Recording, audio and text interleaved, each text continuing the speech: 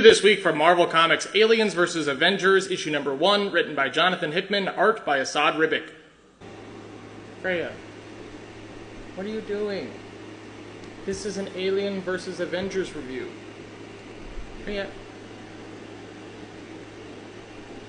Just staring at a cat butt. Leave it to legendary writer Jonathon Hickman to take the objectively campy assignment of Aliens vs. Avengers and deliver one of the best Avengers comics I've ever read. Also, if you've been watching this channel for some time, you know that my love for the Alien franchise is no secret. I have kept up with all of the releases in the new Marvel era of the cult sci-fi horror franchise. And you know I had to pick up the most recent re-release of the original years. This is the years 1990 to 1992, and I might have to do a classics review of the title Genocide by Mark Richardson and John Arcudi.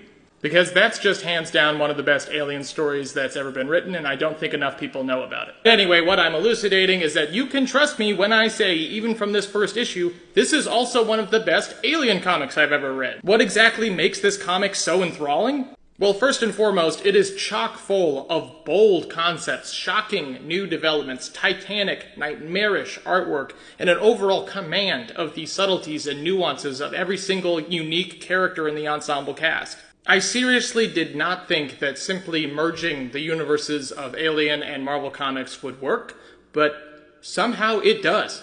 I think I attribute this sense of ease to Hickman's intelligent choice to start late in his framing of the story, putting us in the middle of a plot in progress, in the far reaches of space, no less, rather than front-loading us with tedious exposition or trying to start with the status quo. This forceful push into the action allows for new discoveries to be made with every single turn of the page, thrusting us into a future we have never seen before with evolved characters that we know and love. It also helps that, because of Asad Ribic, every single panel looks like it should be carefully framed and hung up in a museum. Oh, and have I mentioned the amazing future character designs? Some for characters that I didn't expect to see in this title at all.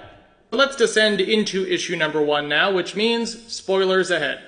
Our story begins in the far reaches of space in an ancient asteroid-embedded laboratory that we see as incorrectly attributed by ancient stone runes and obelisks as a cluster of stars. And in this one page, Hickman artfully conveys one of the primary themes of the original Alien franchise: the dangerous, fanatical nature of belief that is all too often equated to knowledge. In other words, just because you believe something doesn't mean you understand its true nature. We then cut to the horrifying imagery of a dead Kree soldier implanted with dozens of tubes and wires hung up on the wall as if he were crucified.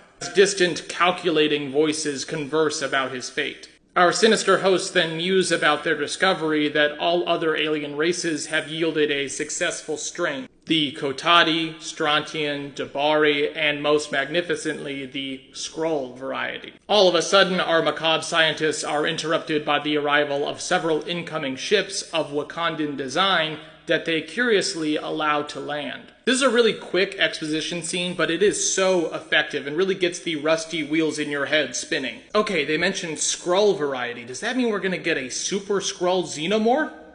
That's fucking terrifying. Oh, and the Kree variety failed? So does that mean Kree are immune? Does that mean Captain Marvel is immune? Also, just how long have these strange people been enacting their destiny, as they call it, and to what disturbing end? While most of these questions remain unanswered, we do get some indication as to the passage of time as Black Panther arrives on the station in the next scene with his adult son Azari in tow. Azari is the son of T'Challa and Storm, created back in 2010 for the new Avengers, but hasn't seen much inclusion in recent years. Which is a shame, as Hickman and Ribic prove in this scene with a big splash page of Azari frying 3 xenomorphs at once with his electrical blast.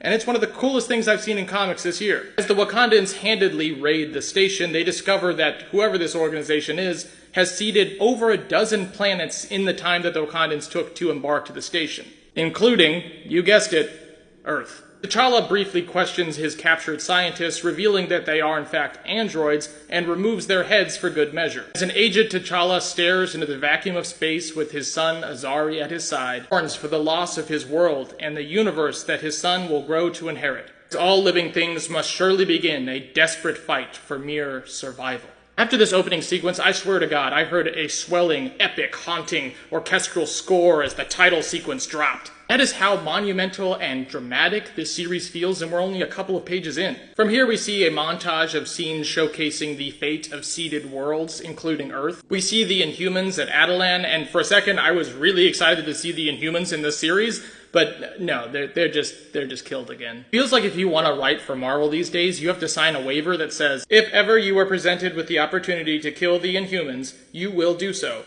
Kill them. Squash them like the redundant, antiquated bugs they are. We at Marvel Comics believe in mutant and eternal supremacy, and sometimes not even that. But the montage of horror doesn't stop there, as we see the quiet death of Atlantis, Wakanda, and even Krakoa, with Apocalypse staring down a horde of xenomorphs, fulfilling his destiny as the first mutant to also become the last. Which is the sickest shit! I was trying to think of a way to eloquently say that, but no!